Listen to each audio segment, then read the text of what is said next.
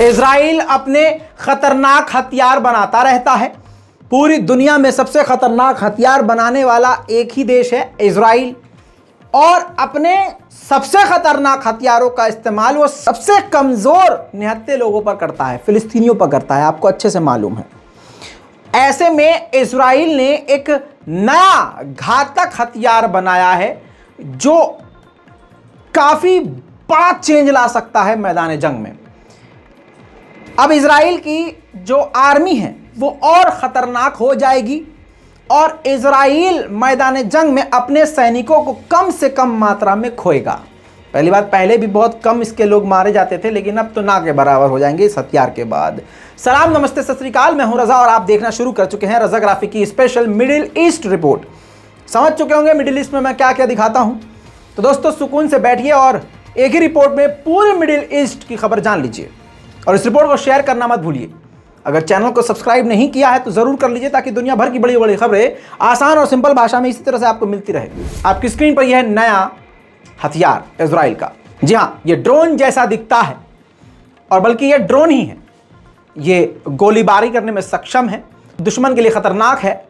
इसके नीचे बैटरी लगी हुई है, बैटरी ऑपरेटेड है, इसको कहीं भी तैनात किया जा सकता है।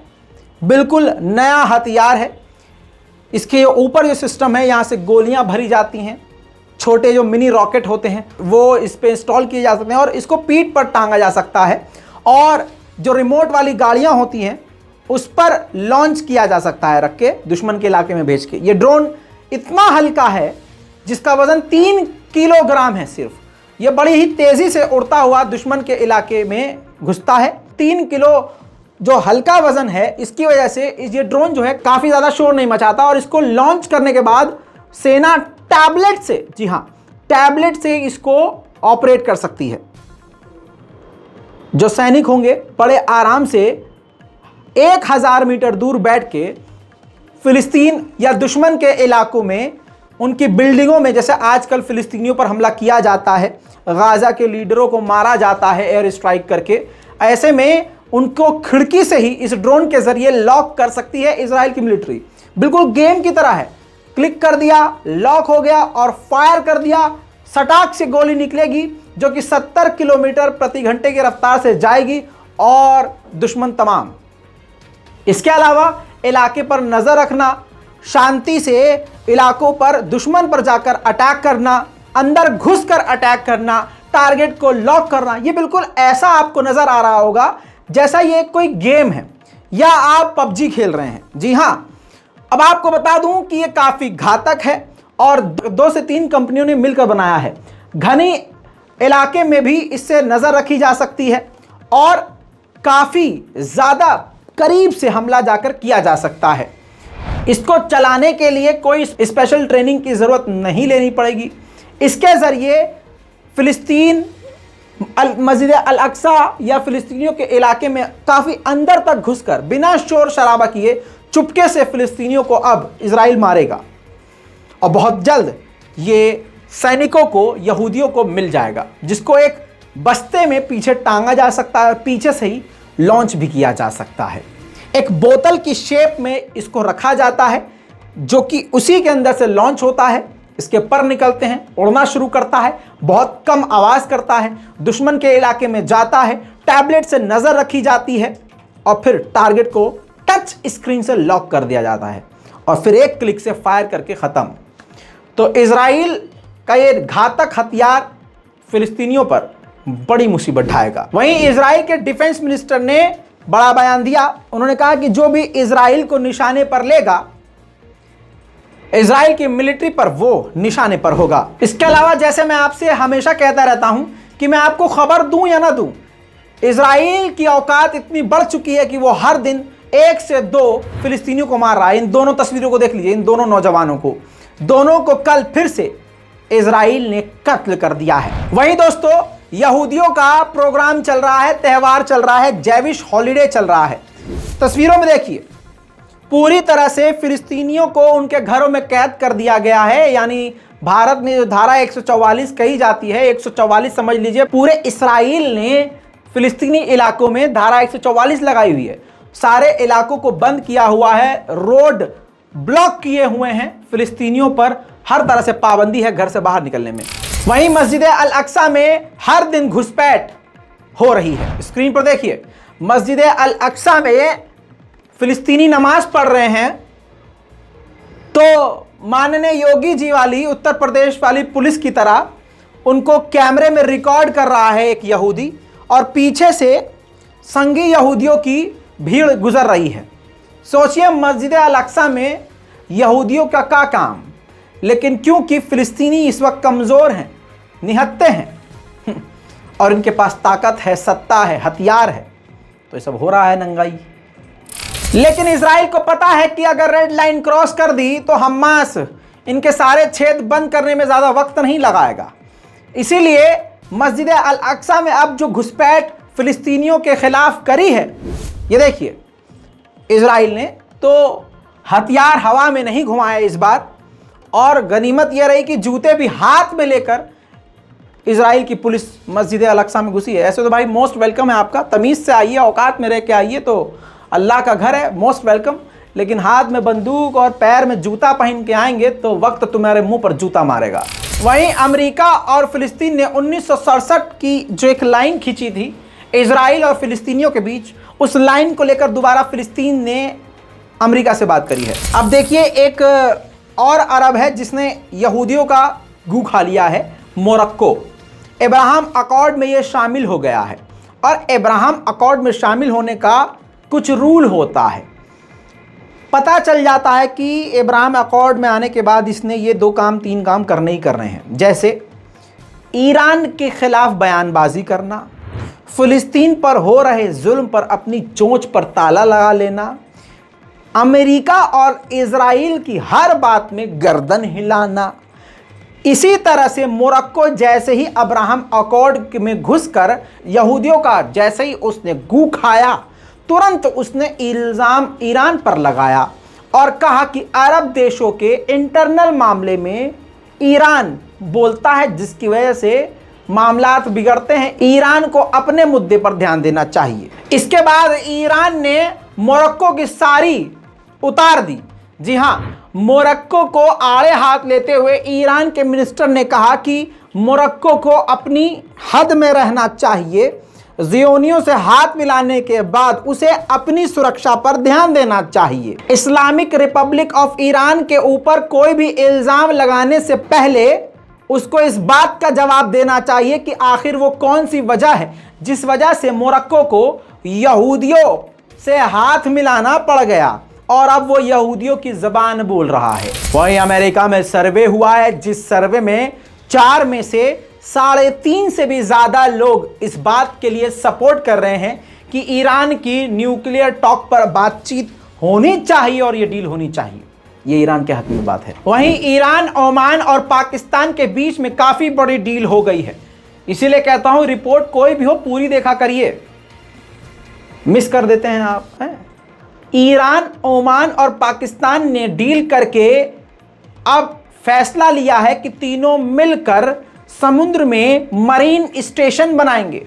तीनों देशों के जो मरीन होंगे उस पर नज़र रखने के लिए, उनकी मदद करने के लिए समुद्र में एक चलता फिरता मरीन स्टेशन बनाएंगे। वहीं दोस्तों चाइना दुबई को चांद पे भेजेगा। आहा, वाह क्या नौबत आ गई है। खैर जो भी है, चांद पर भेजने के लिए यूएई की पूरी तरह से चाइना मदद करेगा और पूरी तरह से दुबई को सपोर्ट करेगा, चाहे वो टेक्निकल हो चाहे वो कोई भी सपोर्ट हो। दोनों के बीच में जुबानी नहीं लिखित में डील हो गई है। अब ग्रीस ने कल जो है मदद अमेरिका से मांगी थी और कहा था कि तुर्की के खिलाफ हमारी मदद कीजिए, तो इस पर रजब तैयब एर्दोगान बुरी तरह से भड़क गए हैं। हालांकि ये हर तीसरे दिन भड़कते रहते हैं, होता कुछ नहीं है, लेकिन फिर भी भड़क के उन्होंने कहा है एर्दोगान ने कि अमेरिका की जो तुम मदद मांग रहे हो वो तुम्हारी मदद करे या सारी दुनिया तुम्हारे साथ खड़ी हो, तुर्की को जो करना होगा वो करके रहेगा। एक तो पहले बता दूं, तुर्की ने अपना नाम चेंज करके तुर्की कर दिया है, तो मेरे से तुर्की नहीं निकलता है, तो इसलिए मैं तुर्की बोलता हूं, माफ कीजिएगा। अब ईरान के बारे में छोटी सी लेकिन मोटी जानकारी। 35 जर्नलिस्ट भी ईरान की सरकार ने गिरफ्तार कर लिए हैं। मरने वालों की तादाद अनऑफिशियल बताई जा रही है कि 110 से पार हो गई है और ऑफिशियली बताया जा रहा है कि 95। इसके बाद यूके के एम्बेसडर को दोबारा से समन करके बुलाया है ईरान ने और कहा है कि आपके देश में ये जो ईरान के खिलाफ प्रोपेगेंडा चल रहा है ये सही नहीं है, इसका जवाब दीजिए। साथ में ईरान ने यूके के एम्बेसडर को लताड़ लगाते हुए कहा है कि ईरान के खिलाफ इस प्रदर्शन में यूके कुछ ज़्यादा ही टांग अड़ा रहा है। दोस्तों, ऐसा होता है आदमी के अंदर ये देखा जाता है कि सामने वाले के अंदर कितनी नफरत है। आपके भी कई दुश्मन होंगे, कोई दुश्मन ऐसा होगा कि आप अगर बुरी मुसीबत में फंसे होंगे तो वो आप पर कोई अटैक नहीं करेगा, पिघल जाएगा वो, यार चलो ठीक है मेरी जो भी दुश्मनी है ख़त्म करो यार, बेचारा अब ज़्यादा झेल गया। लेकिन कोई ऐसे ऐसे होते हैं कि उनका मन करता है आप मर भी रहे हो ना तो ये आकर आपकी गर्दन काट कर अलग कर दें, इनको फिर भी चैन न पड़े। तो ईरान के ऐसे ही बहुत सारे दुश्मन हैं।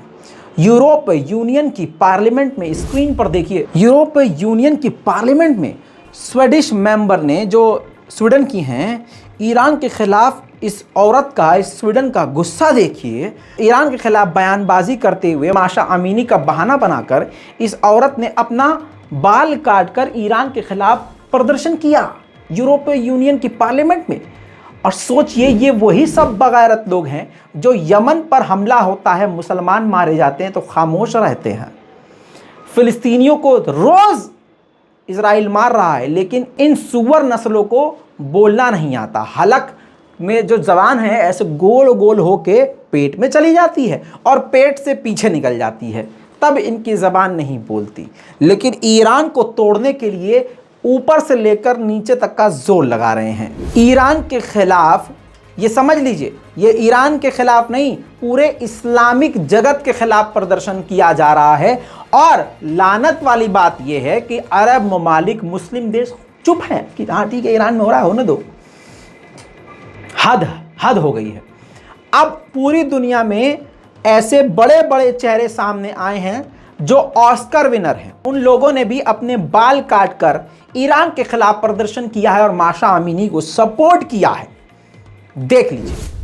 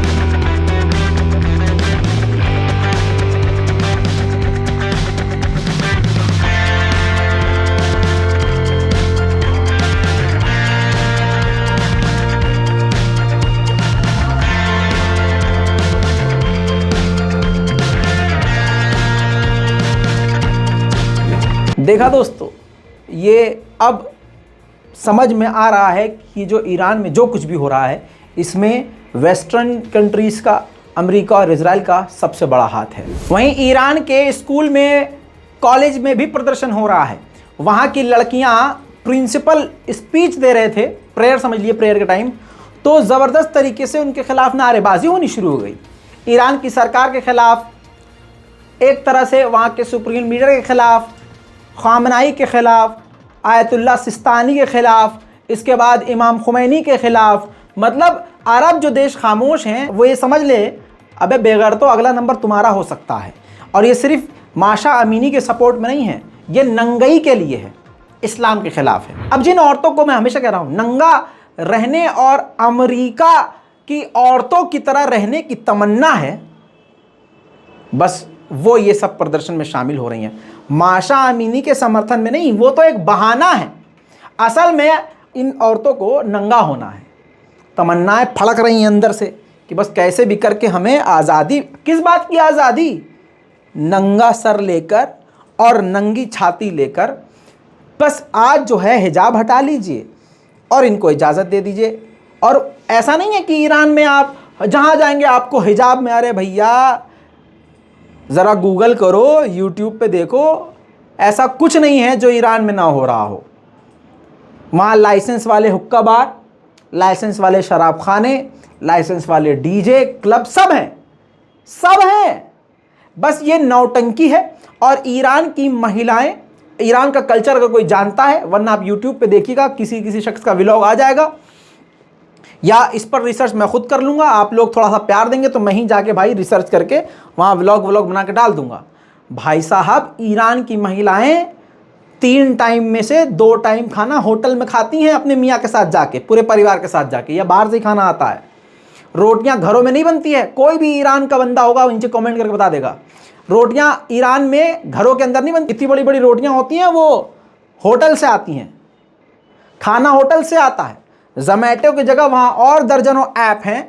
वो भाई बहुत मॉडर्न लाइफ जीते हैं वो, बहुत ही ज़्यादा। ऐसा नहीं वो ऐसे हमेशा ढक के नहीं।